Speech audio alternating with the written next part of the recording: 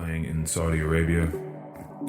He's being offered a contract to play soccer for 1 year for $776 million.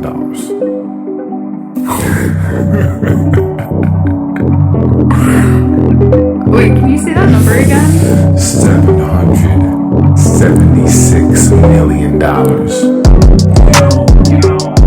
This is a weird world. My goodness, they look like boomerangs.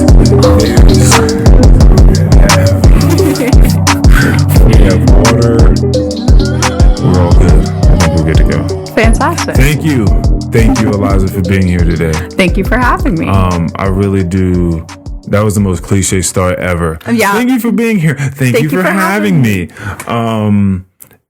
I really do appreciate people coming here. It's just like a very, very wild experience. Val Marie was asking me about it this morning. She was like, "What is it?" Because she was here yesterday with Luca and Patrick. Oh, our J1s. Oh my goodness, what an experience we had. Yeah. And she was like, I don't ever really, I guess, think what it's like to do what you do so often. She was like, but because it's draining. That's a lot of energy it takes to just speak to people and like take people on so much. She was like, but just like being a part of that experience for as long as it was, because the episode was like less than 2 hours, but we hung out for like fucking 6 hours with these guys. And it was very intense. If you know Luca, like it can be very, very intense. He has a very intense energy and just like ethics and morals about him.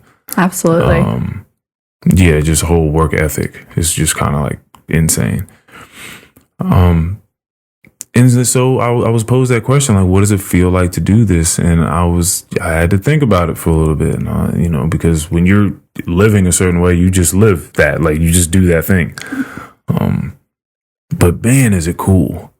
Man, yeah, it's very, very special to me. It's a very, very special thing. And so, absolutely. So I appreciate anytime anybody will come share their time with me and do this. Of course. I mean, it takes a special person to be able to talk to somebody for that amount of time and being engaged and having that ability to take it on, as well as like offering up a part of yourself as well. Because that's what you do in these. Like you give up a little bit of yourself to have that conversation with someone. So it definitely takes a very special person to be able to do it.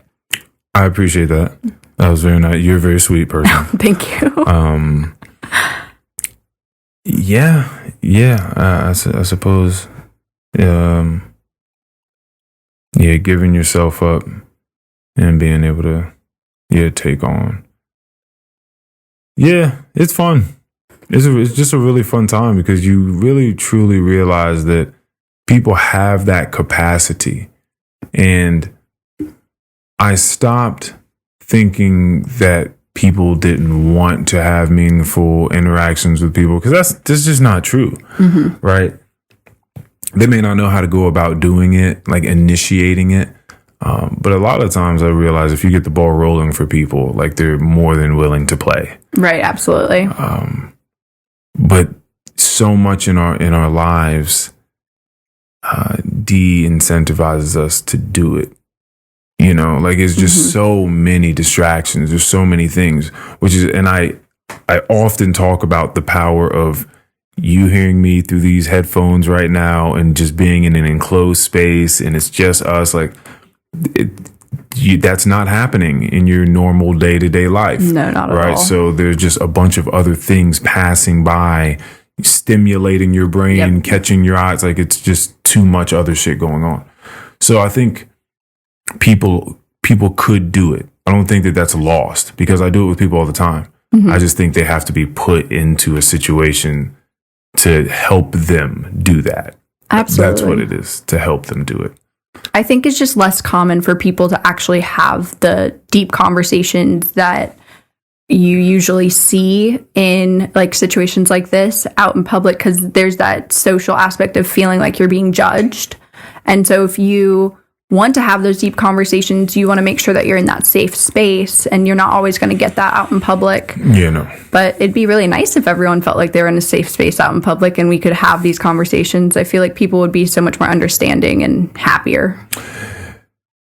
Let's have a conversation. Okay. You brought up to me, because we see, this is the thing about work, is like we got to work, right? So we'll be having a great conversation. It's like, oh my God, like I would, if I could just sit here a little while longer, if I could just have like 10 more minutes of your time, but we can't do that. Right. I have questions about this story because you grew up in a town, okay, that is adjacent to another town, or is actually a part of the same town. It's all one town. It is one town, but it's segregated in a sense. Yes.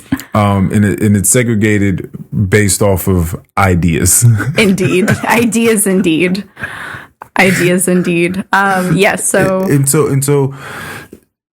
tell me what your research knowledge is, or is this information passed down from generation to generation? Like, how did you come into contact with these people and all the information? Tell me again. Absolutely. So they moved in when my parents first moved to my town, which was in August of 97. And I think they probably showed up 2 or 3 years later. It was a very small community to begin with. Is it of a certain ethnicity? It is not. Oh, okay. So it's just a bunch of random people just showing up in town. Yeah. Okay. And they're hanging out together. They're playing drums together. They are. Okay. Okay. Yes. They. Like, doom, doom, doom, doom, doom, like every Saturday ceremony night. Type of drums. Oh, yes. Gotcha. Every Saturday night. I mean, it was very loud growing up. They were always walking around, riding their horses through town. Did they house cattle of any sort? Like, did they? Slowly but surely they did. They've started probably about 10 years ago. They started buying a little bit more of the land around town so that they could have more farmland, because they do produce a lot of local produce and have their own little store. But when I was little, they had just like one designated area that they were in, and then little houses started to pop up. But it was just me interacting with them and then learning from my parents or other people in town just kind of about what they did and whether or not they were like a safe place. Right. And what is it that they do again? So they are, how do you explain this? They are one of the 12 tribes of Israel. They are very male-dominated group that does not educate their women after 8th grade. And they believe in the Messiah, who's still currently on earth. And they kind of started back in the 70s, 80s.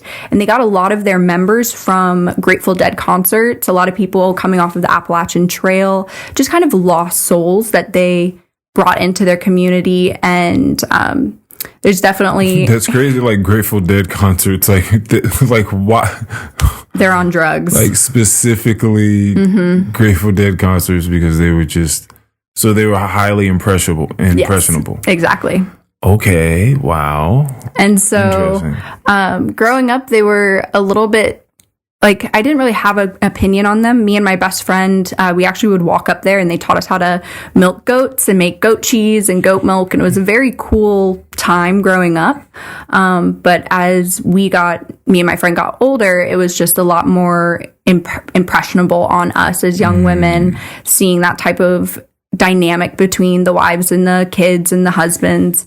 And as I got older, the more I paid attention, the more I was like, this seems a little weird. A little strict. A little strict indeed. To say the least. Yes. And then they opened up their store in town, and they've gotten a lot better over the years.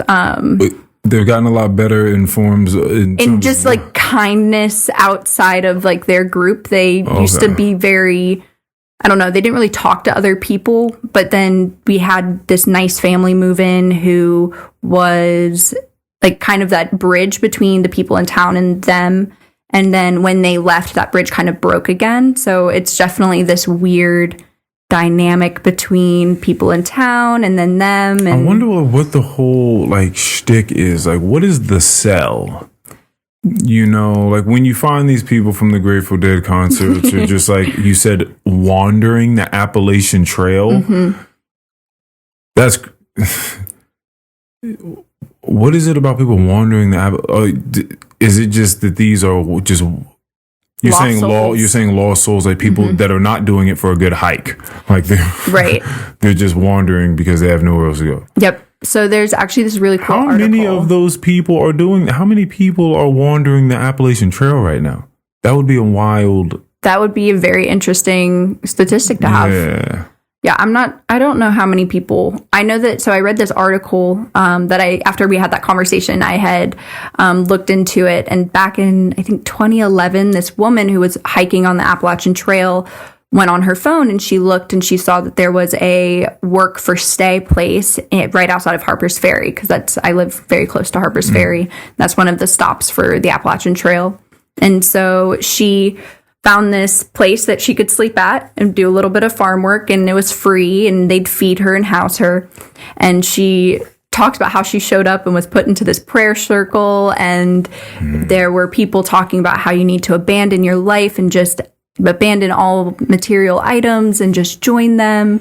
And she just writes about how she sat there and she watched this woman who was probably no more than 18 years old with her 2 kids, and people were trying to convince this woman to stay and give up her life to dedicate it to this group, which I don't really know where the pull is. Yeah, that's what I'm trying to figure out. Like, what is the thing? Like, the other people try to get you into their cults, and they're gonna be like, you know, when you die, you know, you're gonna be greeted by 72 virgins or whatever the fuck it is, or you know, there's something to it, you know, or you're a part of. It could be like a fraternity in a sense, and you just have wild networking now, and you can just get into stuff. You have access into things that you didn't before, like something. Nothing. They don't even have a good T-shirt. Like, there's nothing going on over there that. But that Bikram yoga guy, do you know about him? The guy that started Bikram yoga, his name is something Bikram. Not familiar. But it was this guy that was over in India, in the Indias. I don't know where exactly. But he had actually practiced yoga from like yogic masters or something like that. Mm-hmm. He comes over to America and knows that he can very easily exploit mostly middle-aged white women. And he starts teaching this Bikram yoga, which if you ever go to a Bikram yoga class, I know some people like it, so I can't completely shit on it. I know some people really do. It's not for me. Okay. I'm going to put it that way. And this guy's whole thing was he was just very charismatic. He came, he was putting people in a hot room and doing yoga, and he was up there looking good and stretching with just like a loincloth on. Mm-hmm. And he was fucking a lot. There was a lot of fucking going on. Yep. But they were getting something out of it though. Like they felt as though they were in the presence of some sort of prophet or some conduit, you know, to God. And they were getting a good fucking workout. They were moving their body. They probably in mass too, where like you're sitting around with 200 people doing the same chants and fucking yoga stretches while this guy's at the front, and you guys are just pretty much like worship, right? Like, you know, mass worship. But they got something out of it. Yeah, what the fuck are these people getting out of it? Like, I honestly don't know. I mean, you can see that they have that dedication to something, but I personally didn't want to take the time to learn. Didn't someone try to recruit you? Oh, yes, absolutely. I was approached before I turned 18 to leave my family and everything behind and join them. I was like, I think I'm a little too educated for you guys. Yeah. It's also kind of crazy, like, to roll up on somebody right before you turn 18. So that's saying, like, once you get emancipated, pretty much, like once you turn 18, how long do you think that plan was in the works? Do you think, like, probably when you look back, do you ever look at memories differently? Like, definitely the whole... He did look at me a little wild that one time. Like, oh, maybe that's what that was about. Yes, definitely. I mean, definitely the whole, like, them kind of having me and my best friend come learn how to do things. I mean, there were always You feel like, there were always little kids around. Oh, like it wasn't just a nice thing. It wasn't just like a nice thing. Like, It was. like we're priming you. But I have Oh shit! Yeah, that's a good one. right, exactly. Like, oh, wonderful. Here's the one female of the entire town. Let's talk to her about leaving. But I had fantastic parents who were like, no, go stop talking to our daughter. So that's wild because again, that's wild. That's wild because you're in the same town. yeah. And I mean, I don't know, you might see this person at the fucking local fucking bakery or I don't know, at the farmer's market or some shit like that, but you know that they tried to take your daughter from you. Like, that's a wild society to be a part of. Like, what the fuck? I don't think it ever got to like that intense of a moment. I know, but that's what's wild is that it didn't. Because it could. Oh, absolutely. I mean, the respect that they gave my parents like to tell the story about how when we were growing up, we didn't have central air. So we had all of our windows open. And every Saturday night, they would have their nice little worship, playing drums till God knows when. And me and my brother, we wouldn't sleep, which when you have a 5-year-old and a 3-year-old, all you want them to do is sleep so that you can have, you know, at least a little bit of a life when you're a parent, I guess. I don't know. I don't have an experience. Did you ever get to see any of the ceremony? No. Just heard it. But we weren't sleeping. So my mom went and said, can you please cut it out? My kids aren't sleeping. And they said, well, speak to your husband. And so my dad went with my mom and they said, wonderful, sir. And my dad looks and goes, you can speak with my wife. Which I think is one of the most badass moments. Yeah, for sure. For sure. That was the right way to do it. Oh, for sure. Oh, man. Okay. That's an interesting way to grow up. So, I mean, you know, not that your life was just enveloped in this, but... It was definitely an aspect. It's a fun 2 truths and a lie. Yeah, for sure. That works out well. And then the other thing I wanted to definitely talk to you about was you had told me about a trip that you went on. I think it was like some sort of mission trip that you had went on recently. Yes, I was in Honduras in February. Yeah. Okay, right. And what is that about? Is this like a church thing? Or it began as a church thing. So my parents, I could talk about them all the time. They're really cool. They're wonderful. But they started a nonprofit with people that we went to church with called Partnership for Clean Water and Education. And they partner with villages in Honduras that, well, they work with a nonprofit in Honduras who's our partner. And then we partner with villages that don't have access to clean water. And we do a lot of fundraising and we send a lot of funds and we empower the village to create a water committee. And then they have to work to ensure that they'll have the water at their house. So it's taking that ownership and not just giving, which I think is a really good differentiation between volunteering and like voluntourism, where you just kind of give and then disappear and you inflate. So it's a really great balance. But we worked with this village that... Like the inflate part. Yes. So one of the big issues with volunteering and like voluntourism is that you go to this very like impoverished area and you put all of this money into the economy and then you leave. So there's this inflation that happens to this area because everyone has this extra money that the people actually living there can't afford it once everyone's left. Yeah. So it actually sets them up for a little bit more failure than it does good. Wow. So to have that aspect of this nonprofit to empower the village, empower the people that live there to take ownership is just like that. It's just really nice. And so I went for a week in February and we dug trenches and I worked a lot with the school children. I met one of the coolest human beings I've ever met in my entire life. Who is that person? Her name is, Zari? Zuni? Zuni. Miss Zuni. So she is 13 years old. She teaches kindergarten because they could not send a teacher for all of the kindergartners. And so Monday through Friday, she teaches kindergarten. And then Saturday and Sunday, she rides her horse into town so that she can go to university and get her own education. What did you just say to me? You said she was 13? Mm-hmm. 13, teaching kindergarten. Mm-hmm. And she rides a horse into town to go to university? Mm-hmm. Now, university is equivalent to our high school.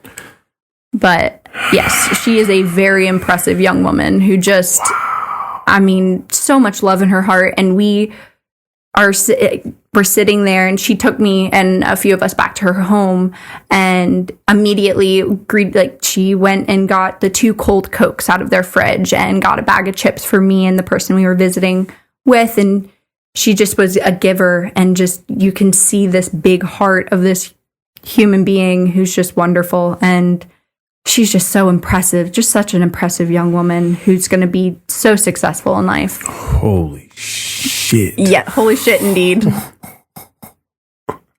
Just imagine that human at like age 30, like, what the fuck?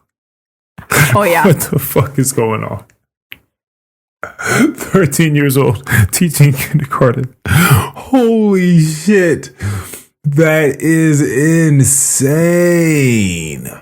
Can you imagine being 13 and having that type of responsibility? Someone had told me a story recently about a plane crash that had happened, and the only people to survive were like the children.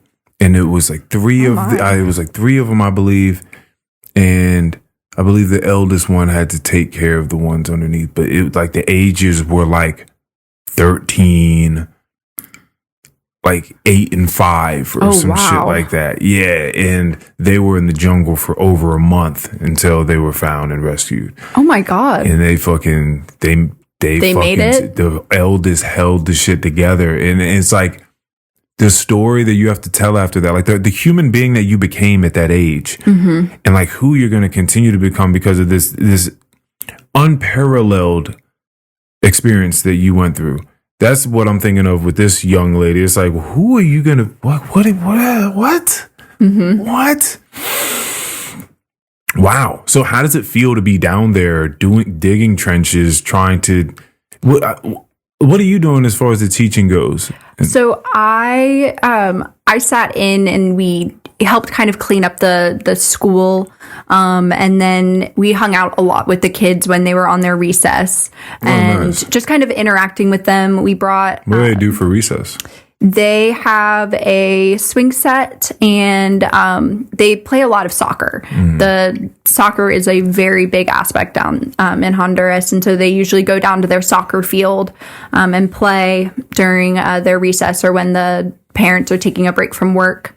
And so it was a lot of just like, I brought a bunch of bubbles. So we did a lot of bubbles, playing music, dancing around, just kind of having fun that, and then we also brought a bunch of lacrosse stuff. So one of the families that we travel with, they are big lacrosse players. And so they do a drive every year where they get lacrosse sticks, balls, nets, jerseys from Loudoun County. We just get all of these lovely donations. And so we do little, we teach them how, not me, I'm not a sporty person, but these 2 fantastic young women, they teach the kids how to play lacrosse. So by the end of the week, they're having matches, and all of these kids, you give them this stick and you show them, flip it upside down, all of this, and you come back the next day and they've perfected it. I could imagine.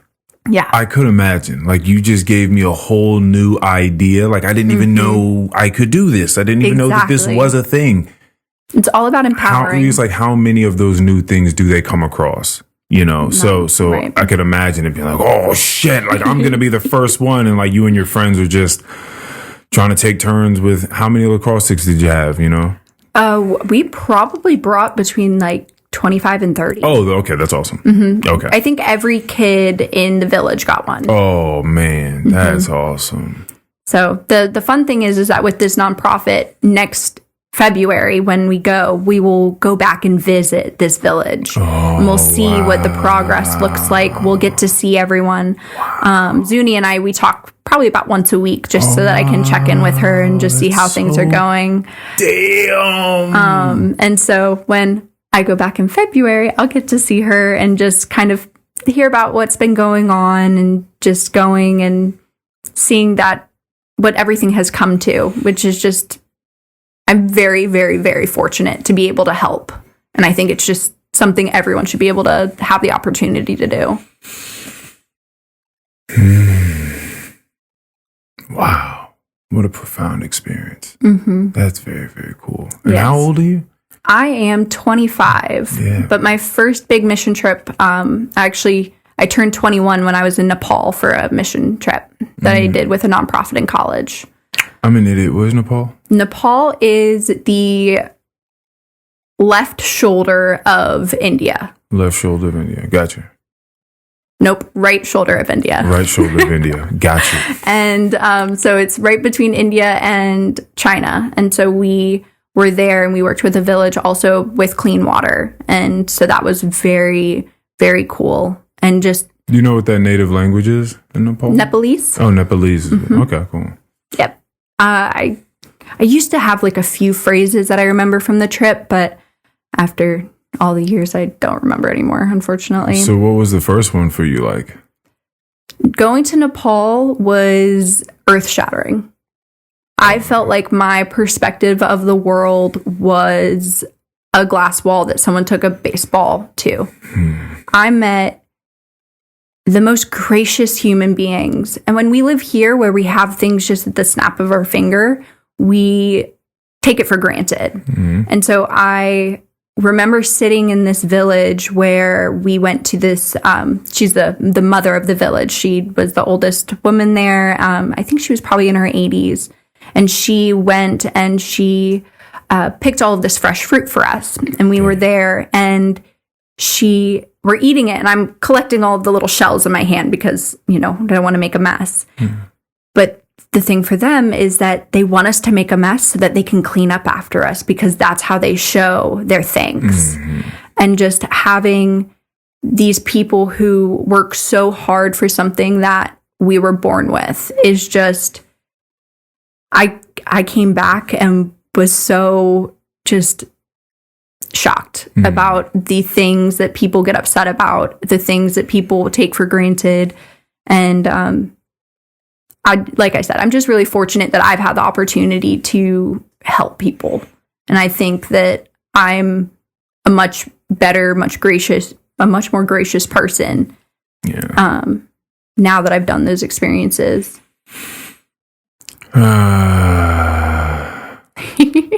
Yeah, I get it. Sometimes you just don't know what you don't know. But when I really, really love soulful things.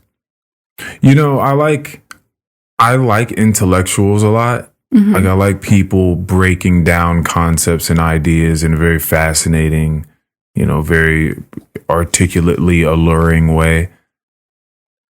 But something else I like is just like very, very just down to earth, just very simple, soulful, just ever prevalent sort of feelings. When you are around good people, just very, salt of the earth, we talked about it yesterday, actually, during the pod. Just, you know that when you're talking to them, you're not playing any games. Like there's nothing in between us that we have to try to like fight past. Like those people, that's always just really, really, really nice. I agree. It just seems like home immediately. What do you do to feed your soul? This is one of them. Yeah. Because as you're speaking about traveling, that's been one of the best ways I think I've been able to create an analogy for what I feel when I have these conversations with people. Because I allow myself to open up to other people's perspectives and their words and their ideas and their mind. I feel like I get to travel every time I have a nice conversation with someone because I'm just hearing all these things and I get to live, vicariously through you.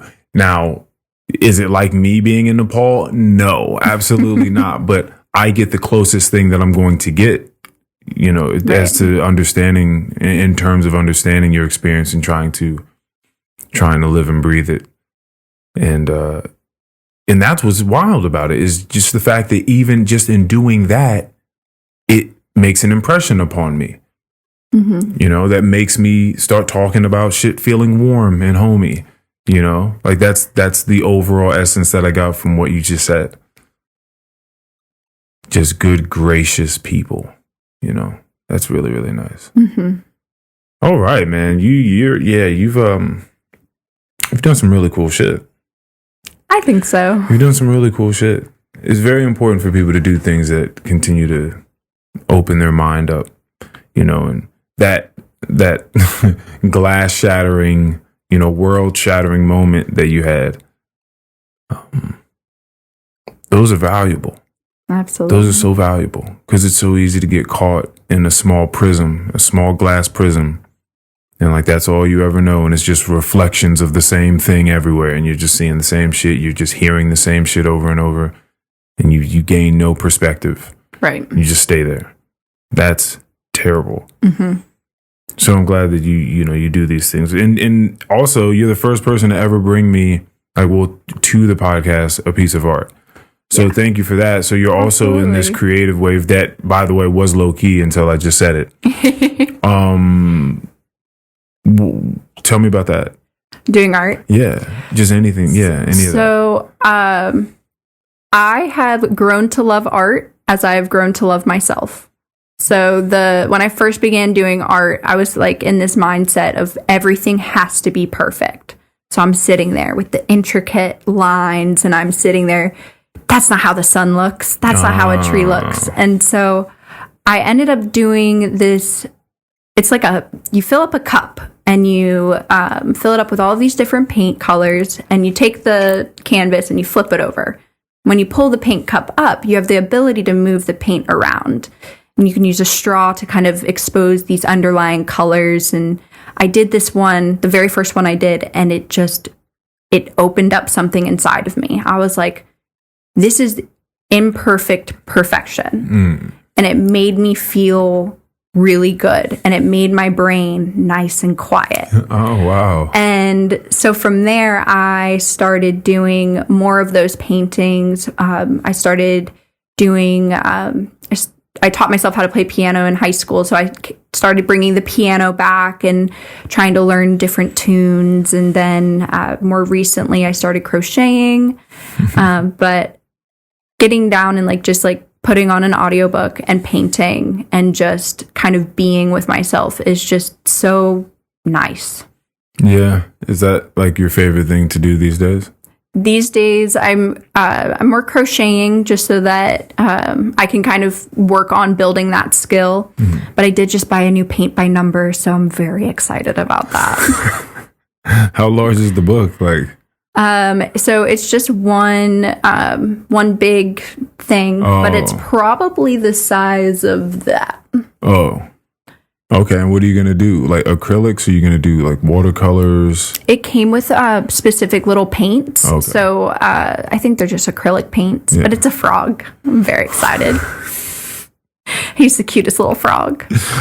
It's so funny. I used to try to do a bunch of things. I was always trying to creatively find something. I did photography for a little while, back when I had access to a dark room back in high school.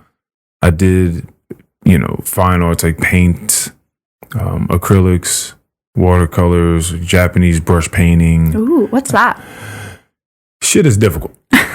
That's what the fuck it is. If you've ever gone anywhere and there's been like Asian style, like you see a couple samurais and a cherry blossom tree, it's sort of that style. It's very, very thin brush strokes. It's difficult. It's difficult like fucking calligraphy is difficult. Okay. Played guitar for a while. Ooh. Yeah, like I was always trying to, I did drawings too. Like I always tried to do something, but none of those things. Guitar I got pretty good at. When was the last time you played? Oh, it was a while ago, like years. Oh, okay. Yeah, like years. But I used to play open mic nights and shit. Like I used to go to this place called Zab Thai restaurant that was on the corner, like by my house. And I saw like there was a little community in there, like a little fucking open mic night community where a bunch of same musicians would go there. And I started playing a lot of guitar in there, electric guitar, like blues shit. That's so cool. And then just like some cool acoustic stuff. And yeah, that's hilarious. That was a chapter in my life. But yeah, but I don't know. Maybe I'd have to try some of them again. But this essence of it quieting your mind is what's funny to me. That's good. Oh, absolutely. That's good. Is that like the thing that you have that does that? Is that why you do it? No, I think it's just a nice little perk. Okay. Yeah. It's fun. Oh, absolutely. And I think I'm a big movie person, so I'll crochet and watch movies. And, what are you watching? I'm a big Dodgeball fan. Oh, you mean like the old Ben Stiller movies? Wait, so how many times you watching the movie? Oh, I've probably I've seen that movie a lot of times. Do you watch anything current, like any current shows or anything like that? Like Black Mirror's out. The Witcher came out with a new season. I'm a Witcher fan. So I've not actually been streaming a lot. Oh, okay. Because of the because Netflix is just Netflix is like kicking people off, and then on top of that, just like there's the riots and the big strike going on. Okay. I don't know. This is the third time now that this has been brought up in my vicinity, and I have not either asked the question or been around people that I really thought had the answer. Do you know what is going on? Because you're not streaming, so you must know something. So what I'm aware of, and I unfortunately don't have the exact or a lot of information regarding it, but I am a big Gilmore Girls fan. And Lauren Graham, who plays Lorelai Gilmore, was talking about how she got a paycheck from Netflix for, I think, $250 for the streaming of Gilmore Girls, which I probably how can that be right? Right, exactly. I probably stream that show twice a year. $250. And for me, getting a check from Netflix for $250 is fucking wild, right? And for me, I love these shows and I love these actors, and they bring me joy. And if they're not going to be paid correctly, they're no longer going to be bringing people joy who enjoy movies, enjoy TV. And so that's honestly about all I know. I just know that writers began their strike first before the actors joined, because writers weren't getting paid. And it's all of these big corporate, I think the president of Disney just came out saying, I don't understand why people want more money, though he gets billions of dollars from Disney Plus. This is something. So they're going on strike from just all streaming platforms right now, saying that they're not, like, there's something wrong with the algorithms, the numbers that they're cranking out, and there's no way that the amount of streaming that they're actually doing. I've heard about this in music, that there's no way that, because you have to get the information of how many streams everything is getting and exactly what that is worth. Right. How much is a stream worth? And I don't think a lot of people know the answer to that question. So I don't know if people understand their contracts or whatever the fuck the case is, but $250 is a wild check. It's a wild check. I wouldn't know how that stuff goes, but if as a collective they feel like, people aren't going to the movies anymore. Like, people go. Sad. People go, right? Like, they're still open. You can go. But it's not like it was, right? Before Netflix and all that. So I guess the thing is, well, if we have to go off of these streams, like, that's the only way we can make money. Analogous to music, how it used to be selling CD copies. Now it's streams. It's like, okay, well, if we're going into the stream world, then we have to figure out the game. The rules have changed now. Now we have to figure out how we make money in the stream world. Right. So I guess just me thinking off the top of my head, I guess that's what the strike is. I guess that's what they're trying to do. They're trying to figure out, like, yeah. I think they're just trying to get fair wages, which it feels so silly to talk about these millionaires who are trying to get fair wages when we have teachers and nurses and we have first responders who aren't getting paid well. I just heard of a fucking, because, you know, I don't know about none of this stuff. Do you know about a guy named Mbappe? I do not. I think that's his name. I think I got it right. Okay. Mbappe. I'm going to go with that. Perfect. Soccer player. Don't know where he's from, but could possibly start playing in Saudi Arabia. He's being offered a contract to play soccer for 1 year for $776 million.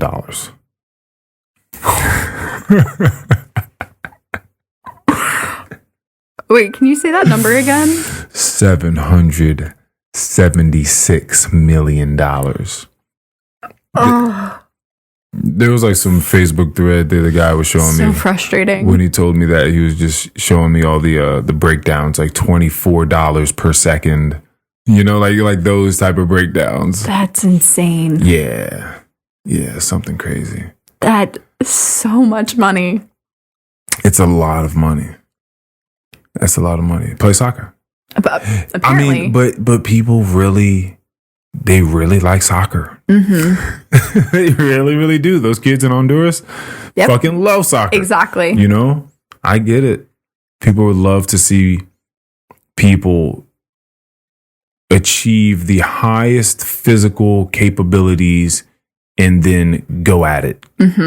You're just like you're watching monsters just like fly at each other and do all these wild things that you and your friends and family could never think about doing. And they do it at the highest level, and it looks amazing, and the sport keeps getting better and better and better. And then there are rivalries and they're gangs, and it's us versus them. So now it's a real thing, and you wear your jersey and you scream at the other people and you drink and you throw shit at them from across the bar. And it's like a whole fucking thing, man. It is. So he's going to get that, and the teachers are not. I actually thought when he told me this information, I was like, what does the highest professor get paid? Like the highest professor, right? So you got like a doctorate and you're teaching at some Ivy League school. Boom, exactly.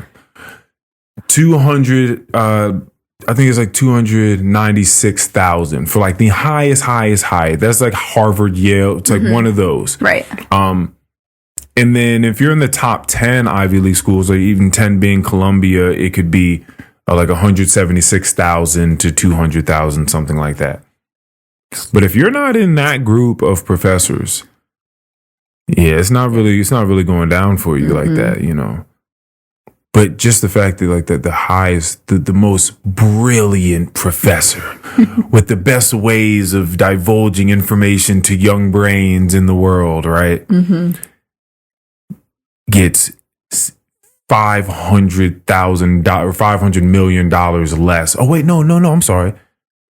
Yeah. Oh, you're right. It's not even close because it's 200,000. Jesus, I'm talking about millions. Yeah. Jeez Louise.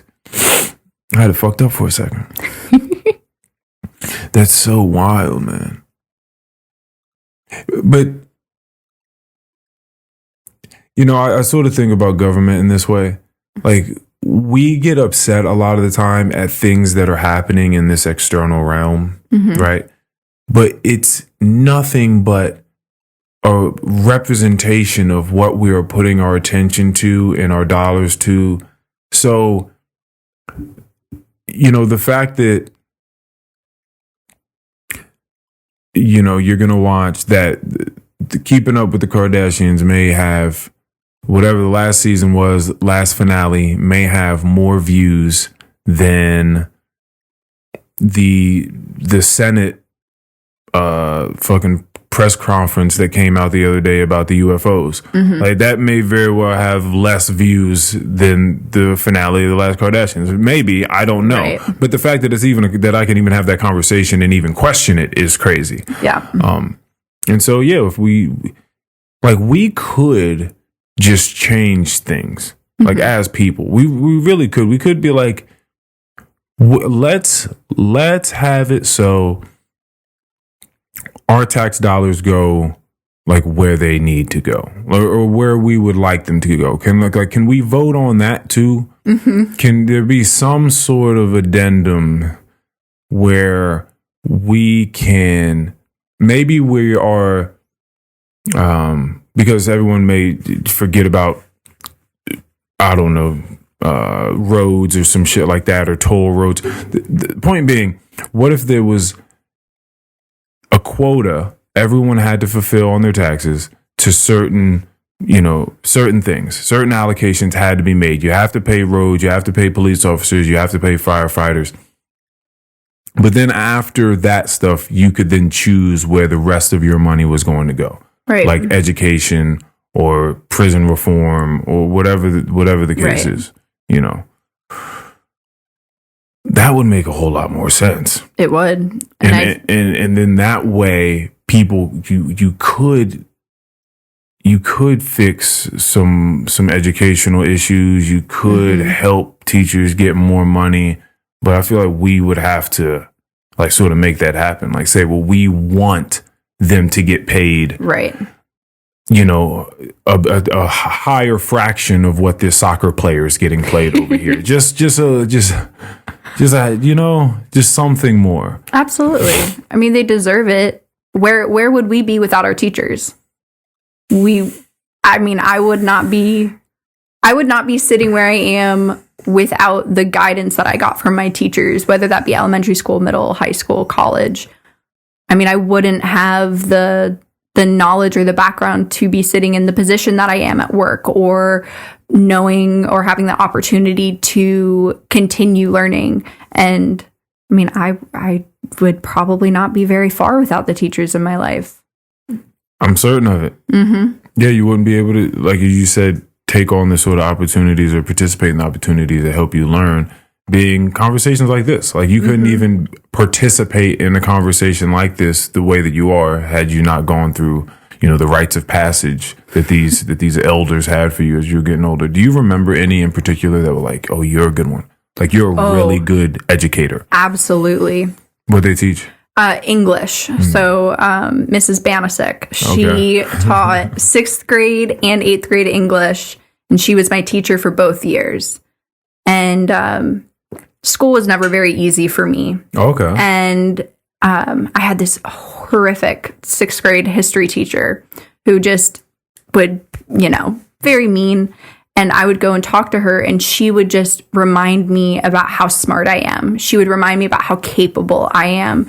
She would let me come and eat lunch in her classroom when I needed to.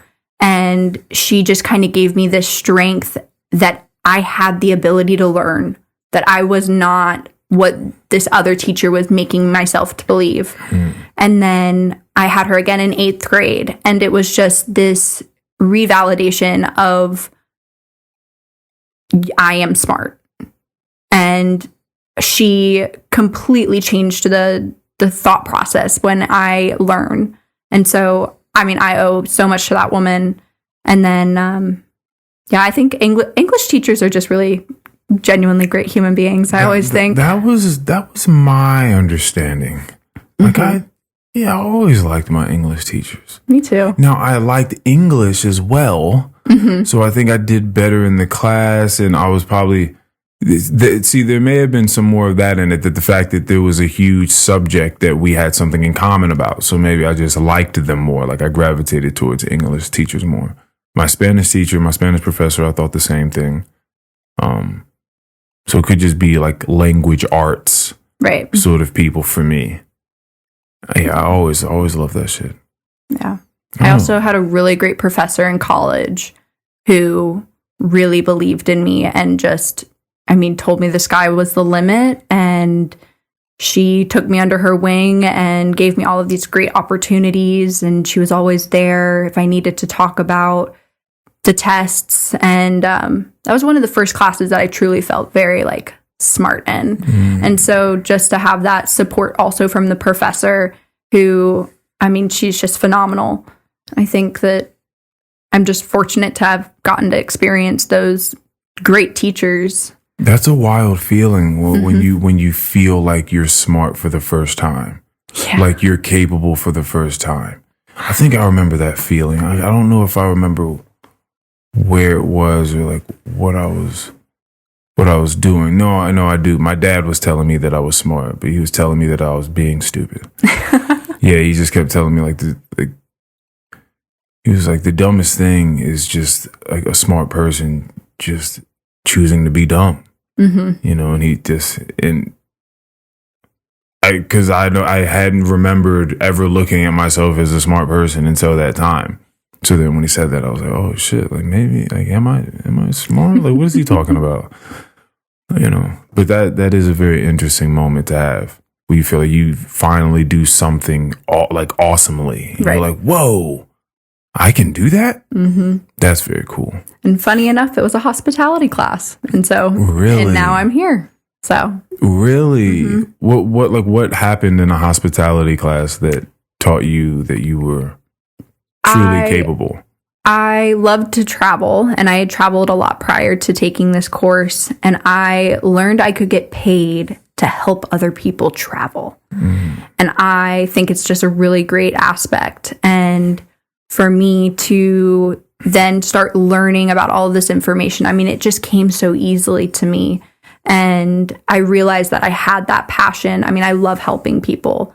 And I love being able to create experiences for people, and hospitality allows me to do that. And so for her to set me up for success, it was just, walked right on into the hospitality world, have not walked out since. What's interesting is that you've been able to see it on such like starkly different levels. Mm-hmm. Where like you're helping people get fresh water and like some education in their village, mm-hmm. right? And then you're helping people that have all the money. Oh yeah.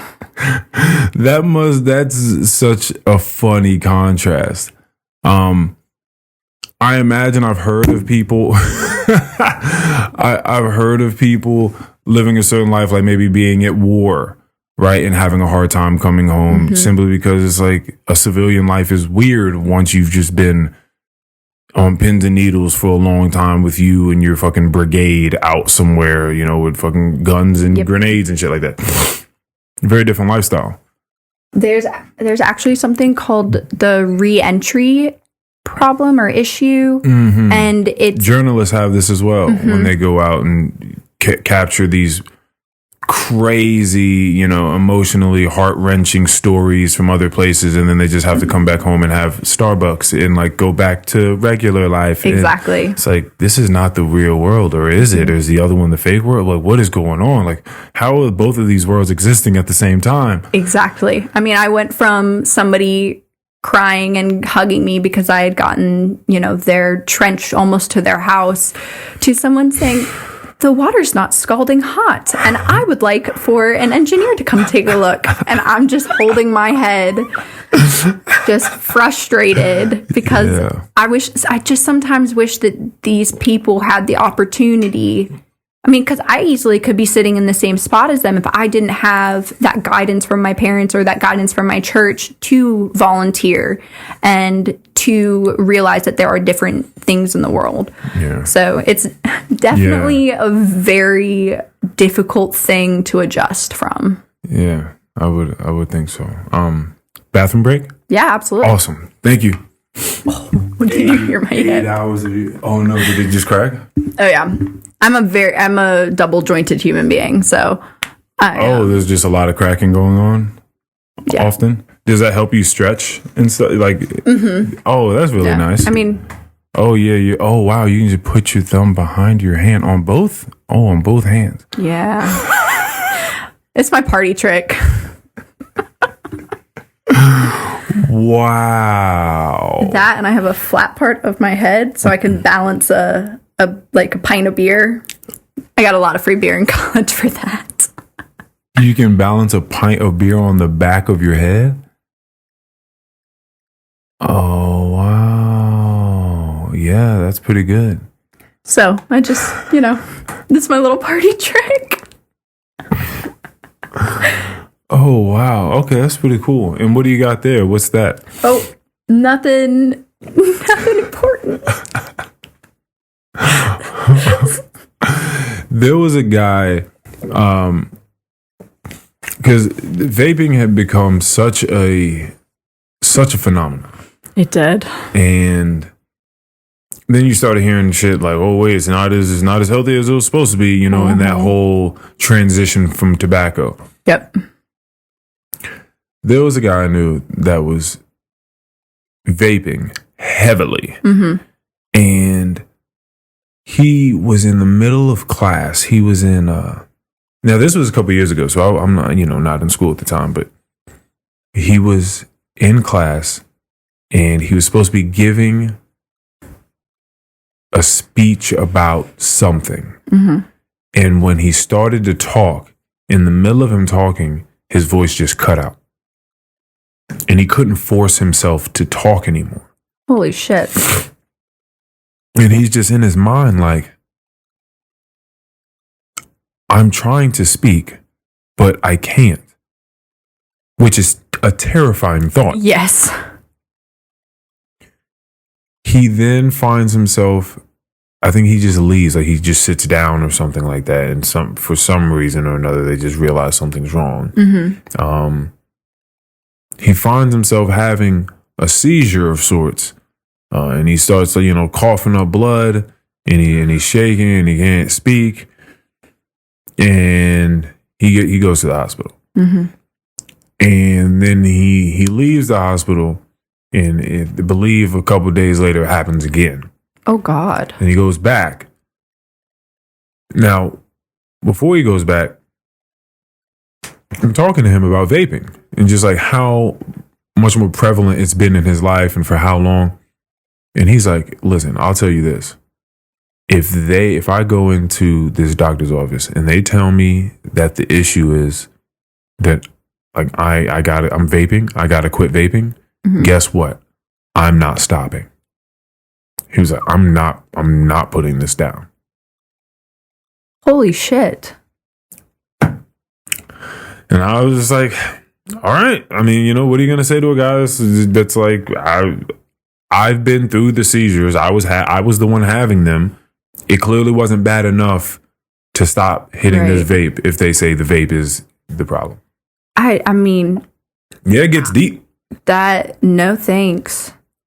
I mean, I smoked for a while and then I quit for like 8 months. I was very proud of myself. Very nice.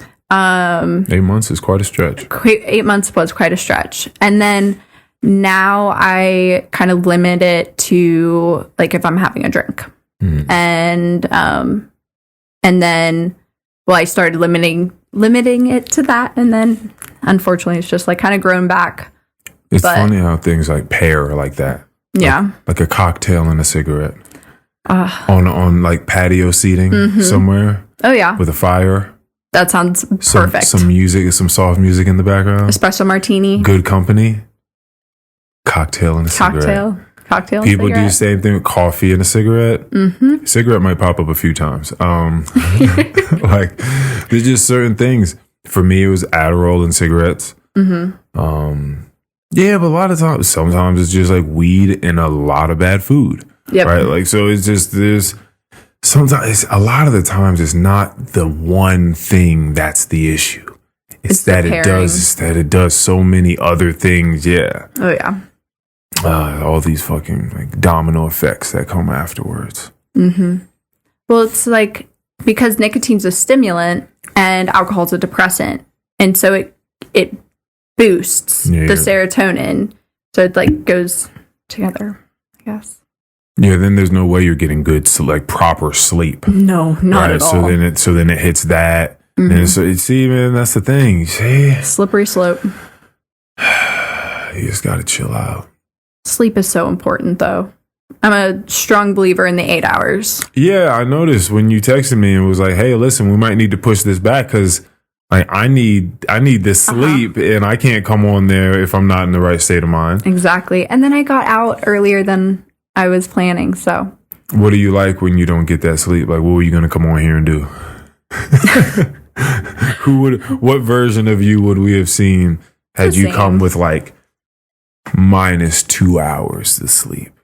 Because 2 hours that's a hefty chunk. That's a noticeable chunk. That is a noticeable chunk. I think I would probably be the same. I mean, I'm just kind of bouncing off of your energy, and you've got high energy, so it's like it would be hard to sit here and be monotone. And yeah, it's cool. Right. No, I mean, it's easy to just like, bounce off. So is that normally what you do when you find yourself in because you have a lot going on, like you really do, like in your head, like in your experience, you have a lot going on.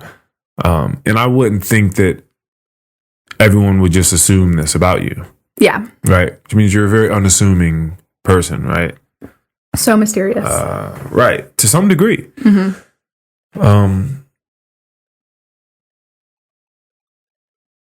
Yeah, I mean, I like those people. Because just as you're talking to me, I'm just looking at you and I'm like, man, you really just have to open yourself up to people. Yep. Like you just won't know. You really won't. There's just like so much going on there, like all these little mysterious doors, and you can never. And that's what's really, really interesting about opening that up with someone is you'll have no idea where it can go. Like the first 5 things that they say, it's like it's setting you up to think that they're one type of person. Right. But then there's this whole other life that they lived and these whole other set of things that they did. And you'll never have this is the most important, like beautiful part about it. You'll never have the time to know it all. Right.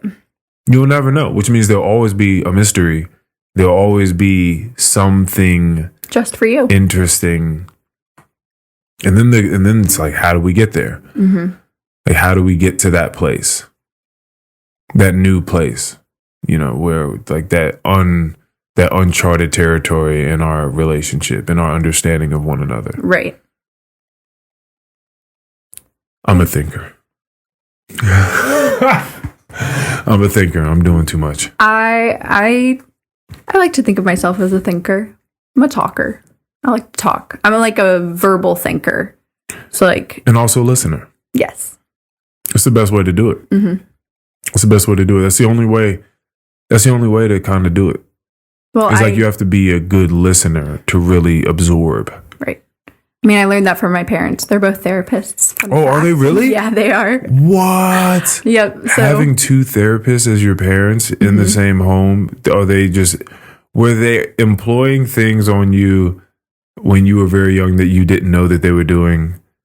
Like, how long have they been therapists? They've been therapists my whole life. And they own their own little business, their own business together. And they probably did. I mean, when you're a therapist, you're in that mindset. So it's hard to turn it off, I'm sure. So when you look back, what sort of things do you feel like they were facilitating? Where you were like, oh, yeah, like they were definitely trying to gear me up for this, or they were trying to. I think they really helped with like learning how to regulate emotions and like learning about how to like communicate. Okay. Now, how did they go about regulating emotions?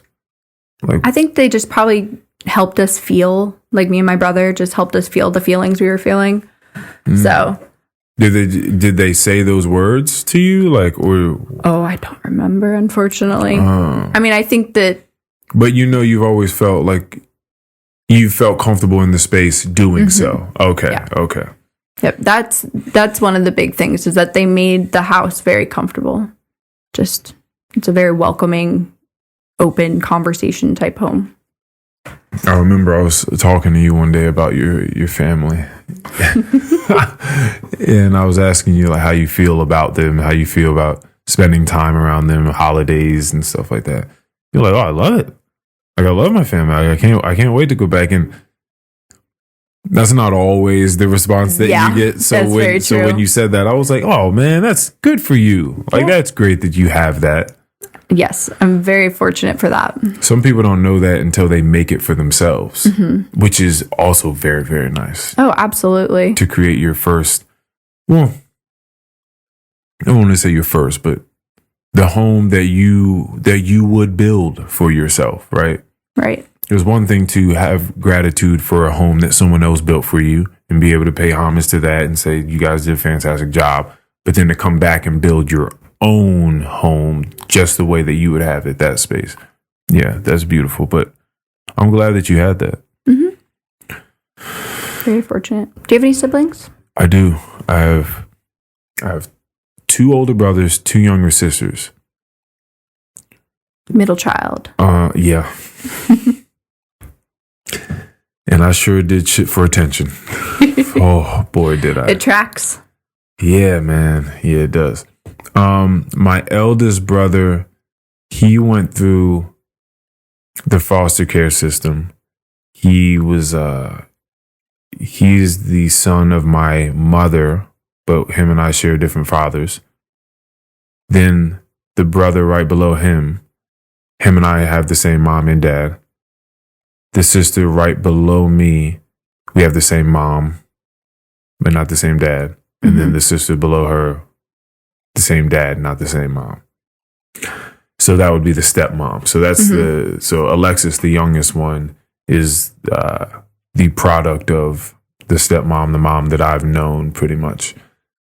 Yeah, wild times. Absolutely. Do you all get along? Well, I know it's like wild.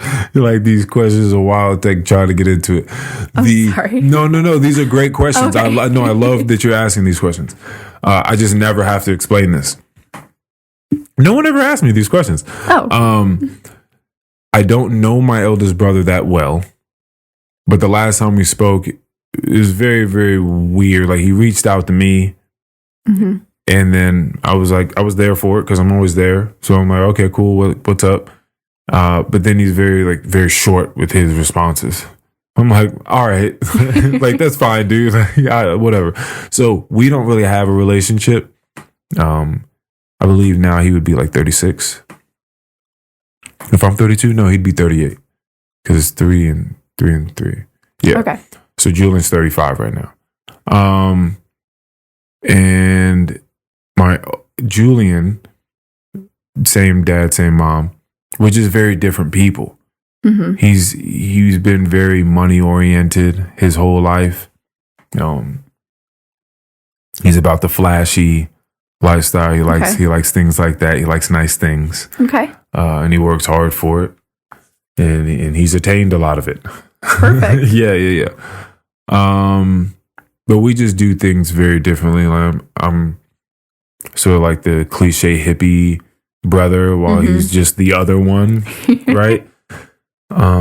So we go about things very differently, but we love each other. The important part.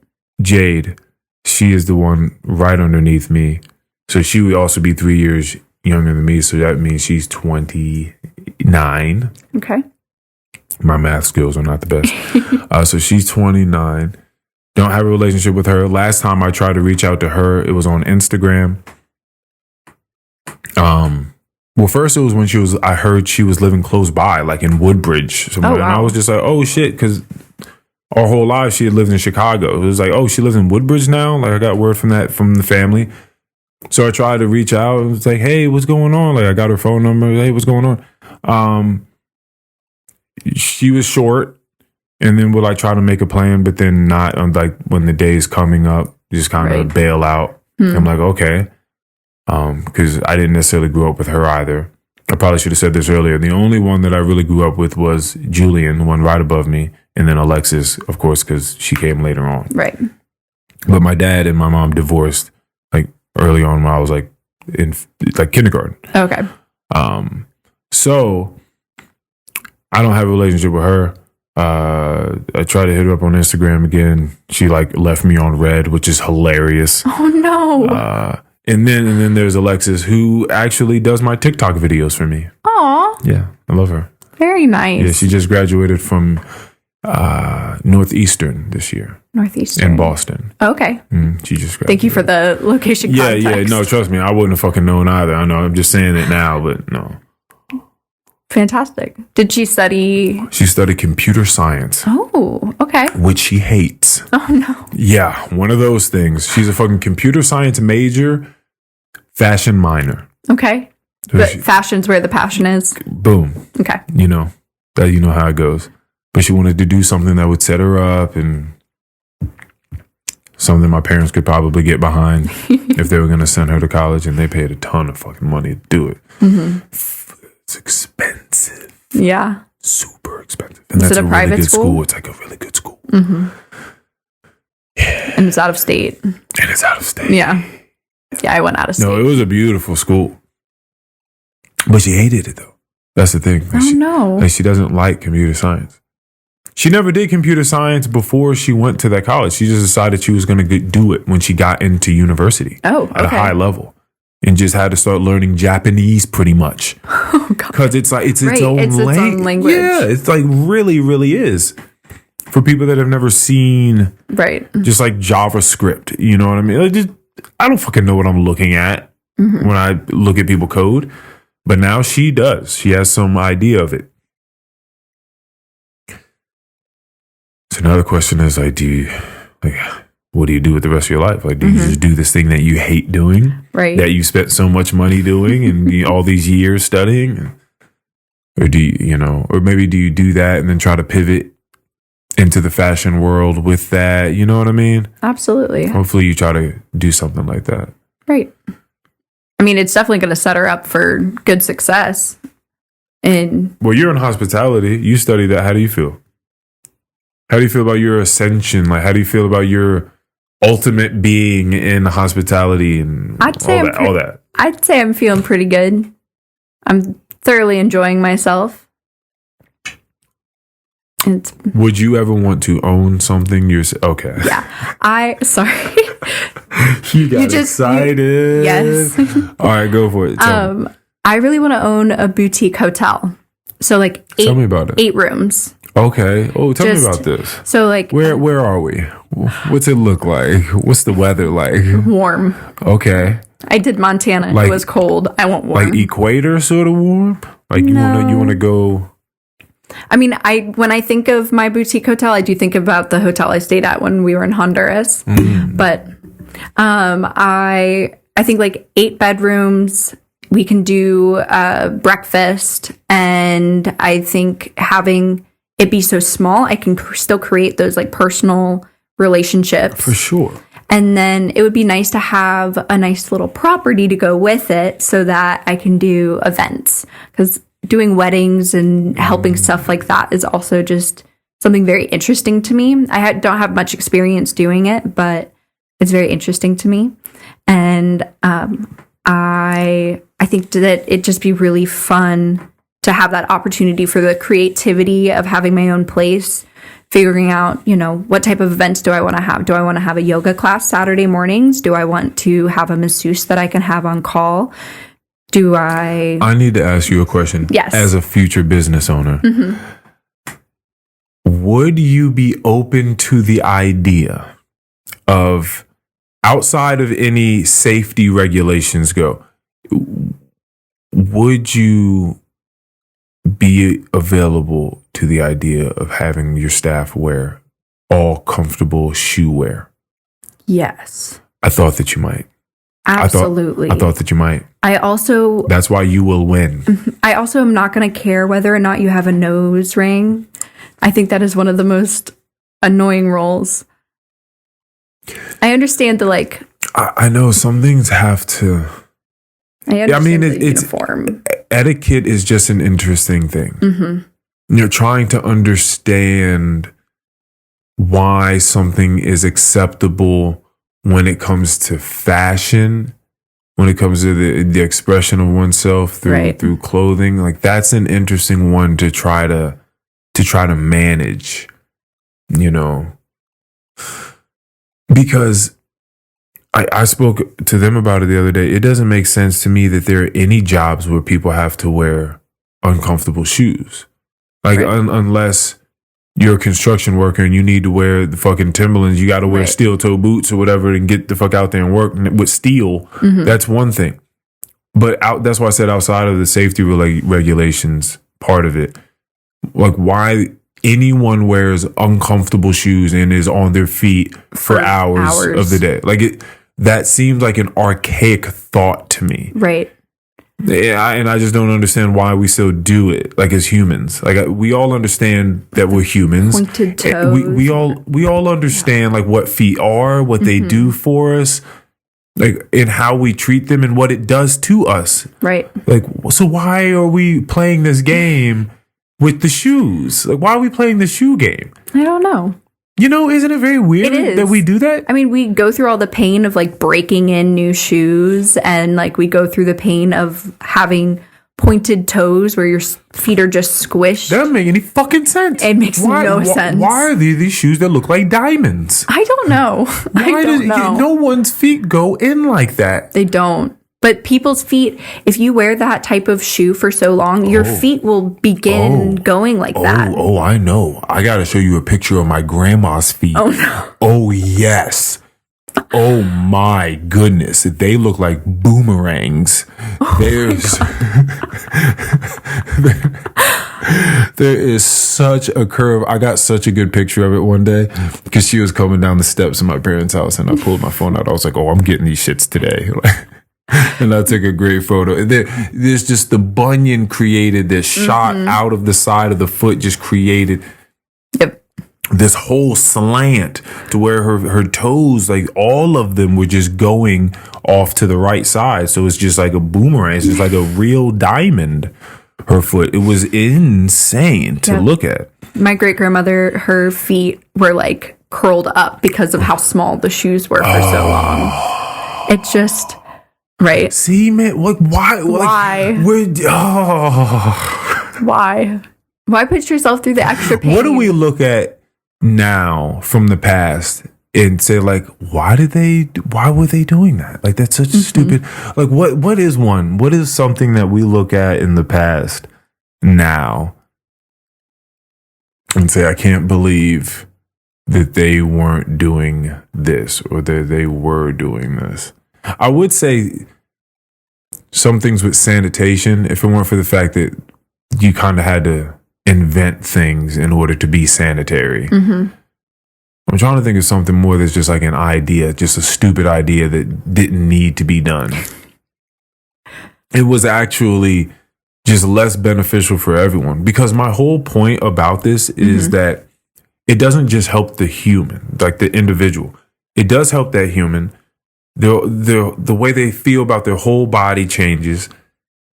The level of performance that they're now able to accomplish at their work. Right. Which then only makes the recipients of that performance feel better. So it's everything gets better. That's my thing. It's like this is not a bad idea. No, it's not. At all. And I don't. I mean, if I it's could it's the greatest idea. If I could wear comfortable shoes at the front desk when I stand there for 8 hours straight, I mean, it would be fantastic. And we have these mats to like help with the cushion. I know those mats. Those mats are not good. They're not good. They look great. They do. They look great. And as soon as you step on them, maybe you would think, oh, maybe there's something to this. But in the long run, no. I need some Tempur-Pedic footwear. It would change the world. I think so. It would change the world. I don't know why I feel so passionately about this, but just I know so many people that have back issues. I know so many people with these hip issues. I know so many people with like their feet are killing them. Oh, absolutely. Right? Like I know these individuals. I work with some of them, right? And a lot of the time, their level of reliability is going to depend on how they feel this week. Right. And a couple of them may not come if they don't feel good. And this is a direct link to how they feel on a day-to-day basis. Right. Because they walk around on their feet. If us as humans just got over this dumbass idea of cramming our feet in stupid ass shoes, and we all just like, let's just all wear comfortable shoes. Like everyone, we have the technology. We have it. Oh, absolutely. Like there are fantastic feeling shoes out. Why aren't we all wearing them? I don't know. I would sign your petition, though. We can start one. It's so crazy to me. Right. So I'm glad you, as a future business owner, that you will employ this, because that's really all I needed to know, is that you would do that. Oh, of course.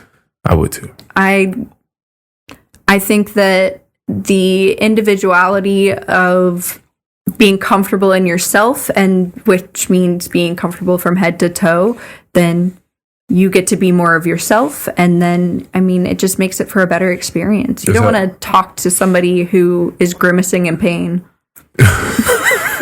You don't. I don't know. I mean, she was hurt. I mean, I'm fully in support. No, I know. It's gotten really, really bad for people. And if you ever get a foot massage, oh my goodness. It's so, you can just feel such a release. I have this little ball that I put on the ground with spokes on it, like little rubber spokes on the outside, and it vibrates. And I just rub my feet. Oh, nice. And apply pressure. It feels like it gets like blood moving, like blood circulating. Absolutely. But it's also just a really nice massage. Well, there's so many pressure points down there that it just like it all links. Well, that's the whole point, is like when you get these massages, you feel such an unleash of tension and pressure. It's like, oh God. It would make sense that the rest of your body would feel like shit if like you just don't take care of your feet. Exactly. I'm gonna start a feet movement. I just made that up. I'm gonna do that. Okay. I'm gonna start a protect the feet movement, because we're not thinking enough about our feet. We're just not. I gotta tell you, I'm incredibly impressed by myself right now, because we've talked about feet for this long. I hate feet. I hate feet. I'm like, you know what's funny? Anti-feet. I mean, I'm anti like feet. Pro, take care of your feet. I came up with an idea. Let's hear it. And it was called Chic Feet. Okay. I kind of workshopped this with my family a little bit over one of the holidays. It's called Chic Feet. Chic Feet is a restaurant in which people walk around with sandals on, right? But they have to have pretty feet. It's kind of like a new age version of Hooters. Okay. Right? You know, cute people, cute feet. And then you have some things on the menu that are kind of like feet related, like toe jam and peanut butter sandwich, you know, like something, you know what I mean? Something, you know, something like that, like corn flakes and something else, you know, just a bunch of like fun little things like that. But there's a salon on the top level, so you can get your feet done and get a little champagne and small hors d'oeuvres and stuff like that as you wait on the table, because we're going to be booked. Oh, of course. We're going to be booked. Every week. So it's going to be an hour wait for a lot of y'all, so you might as well go on upstairs to the second floor, get your feet done. There you know we what I go. mean? Get a little champagne. I'll send all of my clients there. And I think the thing is that feet seem to be such a fetish. Such a fetish. I don't know why. Gabby came on the podcast. Yes. And she burped like a frog. I saw that. I'm very impressed by her. And that she got such engagement from that video that someone reached out to her and asked her if she would burp, if they could record her doing burping videos for money. Like they offered her money. Like she got a burping gig from that video. That's insane. And I asked her, I was like, what price would you do it for? And she was like, I don't know, man. Like, I don't know if I just want like my burps on some weird, like, you know, like fetish site. And I was like, oh, because that's exactly where they're ending up. Or in his personal collection. Probably. Probably both. That's insane. Yeah, for sure. People are bold. People are bold with their questions. It seemed like a really nice guy who was in a suit. He had like a really nice, beautiful landscape behind him with a fountain shooting up, and it was all green and shit, like a fairy tale. Okay. And he like looked really, really handsome. And then it, you know, just said, "Hey, you know, I saw you on this podcast clip. I was just wondering if if you would allow us to record you, and for money, like burping, reach out if you're interested. And like it seemed like the nicest way of doing it. He wasn't bombing. No, with a bunch of compliments and weird shit. It was just like, hey, this is what it is. Very direct, to the point. Like, reach out if you want.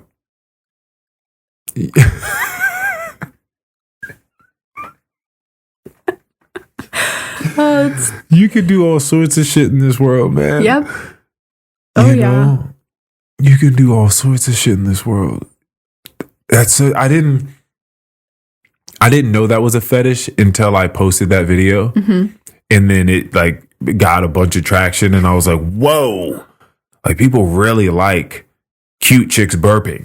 Like it's a thing. Who would have thought? Yeah, but every time I hear about some weird fetish, I'm like, I would have thought that. Like anything, just think of something. That's really all you have to do. Right. Is just think of something. And there's somebody on this earth that... Doorknobs. Like whatever, you know what I'm saying? Like you don't even see, you've never even seen it, but just thinking, what could a person do with a doorknob? And then your mind, your mind just starts going places. Yeah. There's all sorts of shit. It's a big world out there. Indeed. So what would you... Wait, aren't you supposed to be... Do you have work today? No, I'm off today. Oh, okay. I could have swore that we had like some sort of crunch time going because you had work. No. Oh, so what would you be doing then? If on my you're day not off? Here, yeah. It's a Thursday morning. What would you be doing? It's a Thursday morning. I most likely... It was slow out there. Did you get that vibe? Yes. It very just hazy. Seemed just very hazy, very slow. Mm-hmm. It was very hazy last night too. Mm. The moon has been popping off recently, by the way. What you mean popping off? What's going on with the moon? Oh, the moon has been looking gorgeous. This has been popping off. That's crazy. Okay. It's been orange and just really... When you leave work at 11 p.m., you see the moon a lot. See, that's the thing. I really be sleeping before all of that happens. I get to sleeping before all of it. Before the moon is the highest in the sky and all bright and all that, yeah. Right. I would probably be reading with my cat. Hanging out. Reading with your cat. Mm-hmm. What do you read? I am reading Wild, which is an autobiography about a woman who hikes the PCP Trail. I don't know what that is. Pacific Crest Trail. It goes from Mexico to Washington. Yeah, Jacob is doing that from Gold Cup. I know. Oh, cool. The bartender. That's very impressive. He talked to me about it the other day. He's already like getting it ready. He's going to do it next April. Oh, that's so cool. I know. I was like, holy shit. That is... Like, that's wild preparation, because I know that you have to have the direct correspondence of the places that you're going to be on certain dates so that you get new packages, new shoes, clothes, whatever it is that you need in order to continue on to the next place. And that's a hell of an undertaking. Absolutely. That's like one of those adventures where you're trying to find yourself. Yeah. Mm-hmm. That's essentially the premise of this book so far. I'm a big autobiography person, so I am thoroughly enjoying it. Why do you like autobiographies? Like, I just like learning about people. But you like it from, like, you like them telling that story, though. There's just... you like novels? I do. Mm-hmm. And what do you like? Like, what's your point of view, or... well, I guess, what do you mean by novels? Just like my favorite type of book to read, or? Well, no, like when I say, I'm sorry, I mean fiction. Oh, fiction. Yes, I'm sorry. Yes, I mean fiction. Mm-hmm. And then I also meant the point of view of that, like first person, like a narrator, third person omniscient type of deal. Like what do you? Does it matter? I don't think it really matters for me. Just as long as the story is just moving. You don't like slow starting. No, stories. I gotta get into it. But usually I can kind of, depending if I'm like really looking forward to reading a book or not, I can usually get through that aspect, and then I just push through. I just finished a trilogy And so that's why I'm narrating. What is that? It was Me Before You, which it got turned into a movie, but they are three. It's a series about this girl named Louisa Clark, and she takes care of a gentleman who is paralyzed, and they fall madly in love. Of course. And then it's just like her life story afterwards. That's so fun. So fun, and we love these stories. Absolutely. I started reading it while I was at the beach, so it was a good beach read, and then I found out there were sequels, so I had to read those. What are you mostly into reading these days? Autobiographies, so like Glass Castle by Jeanette Walls, Educated by Tara Westover. Those are two of my favorite books. Okay. Yeah. What do you like to read? Well, I mean, I that's the thing. I like books. Mm-hmm. And sometimes I'm crazy for them, and I'm constantly reading. Yeah. Sometimes there's a year that goes by where I read like 60-something books, you know. Very nice. There's another one where I've read like one or two. It's very fascinating. Do you feel like you need to be in a certain mindset or like a certain place to get into reading? Yeah, it usually seems like I'm in a deep like search for something when I'm reading a lot. Okay. And like when I realize that I'm not reading a lot, like I'm really just chilling. You know, I don't really feel like I'm on the search. Okay. You know? I feel like I'm just existing, which feels really, really nice. Absolutely. So I haven't been reading for a long time. I was given a book yesterday, though, so I might need to crack that open. And what book was this? I think it's called The Narrative. And I forgot, and I do not know the person's name. But it's one of those, like, sort of existentialism. Okay. It's a thinking book. Wellness type of book. Yeah, for sure. Luca gave it to me. Oh, perfect. Yeah, so it's going to be intense for sure. And then I also have this dieting book that I need to get back into just to learn some more basics about what the body is and what it does. Because there was just so much shit I did not know. Just like basic stuff that people don't know about their body and the way that all the organs work together and how to be the best sort of human that you can be, right? Absolutely. With today's knowledge of it all. Which there is a lot of knowledge on it. Oh, the wellness. I know, but then like the next thing comes out and debunks the last thing, and then so it all just doesn't. You just kind of got to do the best you can. Just drink a lot of water. Exactly. I think that one's good. I think that one's good too. Yeah, so I at least do that. Yeah, so I am listening to an audiobook as well called Bullshit Jobs, which is a really, really fun. It's a fun book. Nice. It's an enlightening book. It just talks about all the different professions. There's something like 37% of Americans that took this survey said that they felt like their jobs were bullshit, they were meaningless, and that if they were wiped off the face of the planet, like virtually nothing would change. It's a wonderful life moment. And yeah, it's just wild to think that many people feel that way about their jobs, and that a lot of them are just consciously at work doing something they know. Like when you're working in fucking Honduras or you're in Nepal, that shit probably feels great because you're there and you're looking at other human beings and you're connecting and you're seeing what you're doing be directly connected to their quality of life, right? That's a fucking deep thing. Right. But when you're just at work and you're reading some report that someone sent to you, and then you're supposed to like write a report about that report and then file both of those reports into some file that no one's ever going to fucking read. Yep. And that's what you go to work and do every day. Just some weird shit like that. Man, people just feel like, like, what am I doing?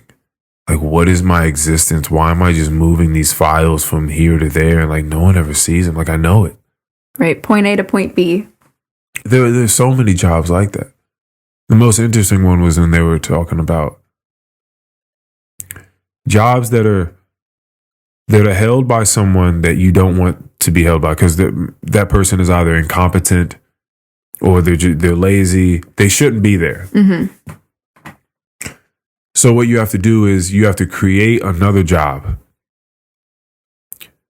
for someone else, and with correct verbiage, create a job that facilitates that other person's job, right?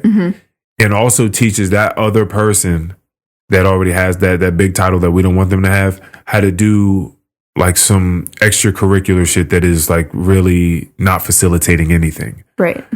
So that you can plug somebody in where you really want them to be, but it's really difficult to fire this person for whatever reason. They could be one of the protected classes of people or whatever the case is. So you just give them a bullshit job, right? You just move them down, give them a bullshit job. And it's this other person's job to teach this person how to do this bullshit job and make them believe that it's actually a job that matters. You know, to make them feel good. It's like a weird like bullshit cycle. That's very odd. Like you're bringing someone on to be a bullshitter first and foremost. You have to bullshit this other person into believing that their job that they're about to start doing actually means something. Right, actually matters. And like that's the beginning of them working. And it's just a bunch of bullshit. Just Yeah, weird stuff. So that's an interesting audiobook to listen to. And it's my first audiobook. Oh, it is? Yeah, I've never listened to one before. It's a different way of trying to take in information. Absolutely. For sure. I don't think it's as easy for me. Absolutely. If I'm looking at a book, I can stop whenever I want to. If I'm reading an audiobook, I can stop whenever I want to, but it's something about the pausing of someone's voice over and over again to try to think of a concept or think of something as opposed to just stop reading the words on a page. Right. You know what I mean? Like there's the transition's easier. Yeah, transition's much easier. So it's definitely a different thing. You got to really be fucking minding your P's and Q's when you're listening to an audiobook. For me. When I would drive to college, because it's about a 6.5 hour drive from here, I would listen to Harry Potter. And so. Oh, shit.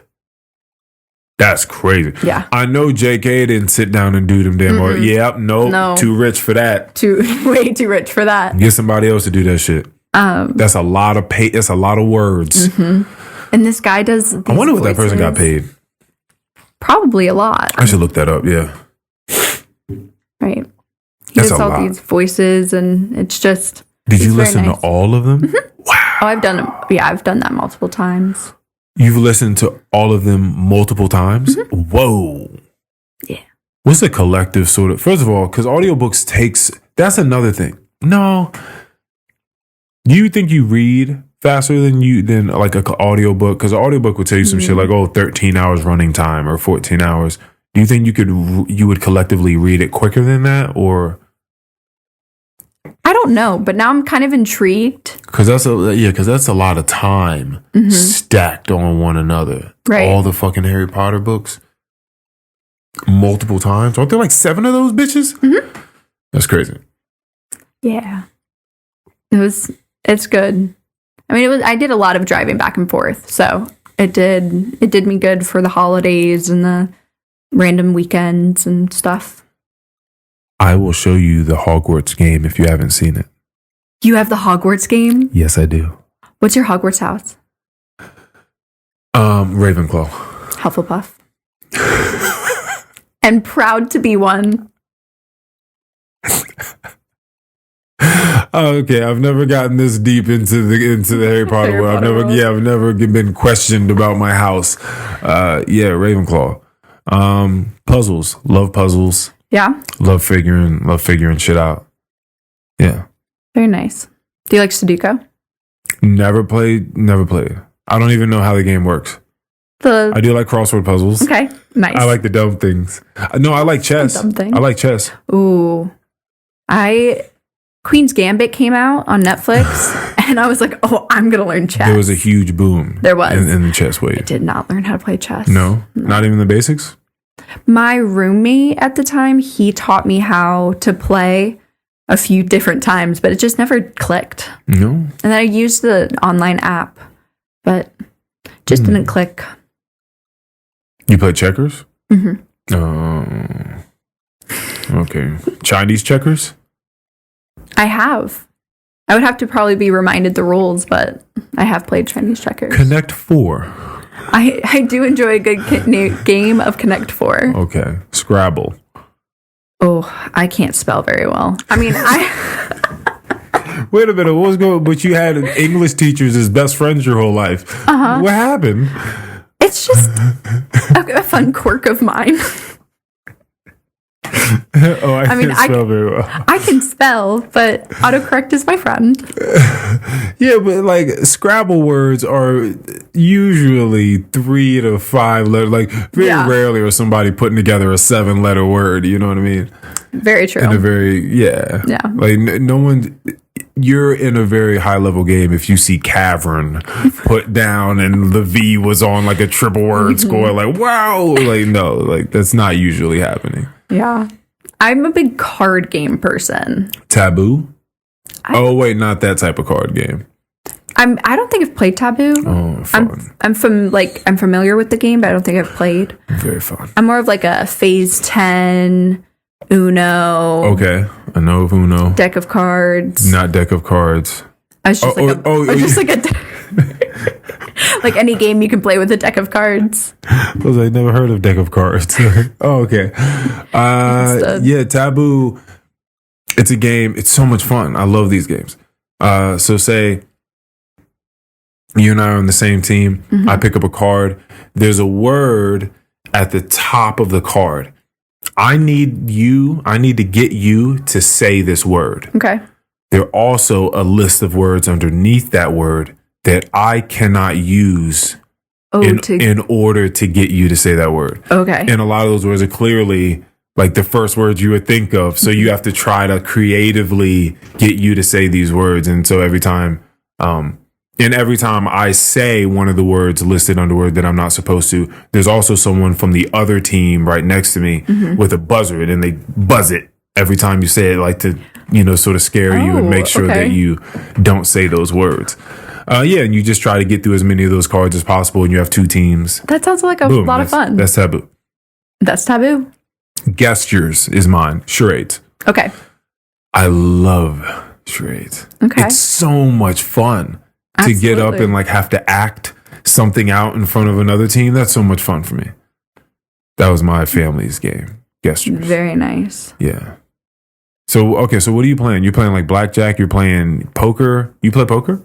Texas Hold'em. Oh, I don't know how to play that. I haven't played in a while, but it's more of the my family plays this game called Maui Maui, which is a very intense game that I usually sit out on because it's just very quick paced and fun stuff like that. But they play that. And then Phase 10 is just what we play as a family. Okay. Yeah. Yeah. Your games are fun, man. There was a lot of time I spent away from games. I was taking stuff very, very seriously. But games are so much fun.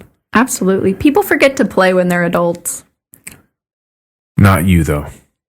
I enjoyed frolicking in the woods. And I kind of want to show you this Hogwarts now. Oh, absolutely. You want to go do that? Yeah. All right, cool. Let's do that. Thank you, everybody, for listening. Yes, thank you. I appreciate you all. Thank you very much. And thank you very much for coming. Thank you for having me. Absolutely. Let's go look at some Hogwarts. Okay.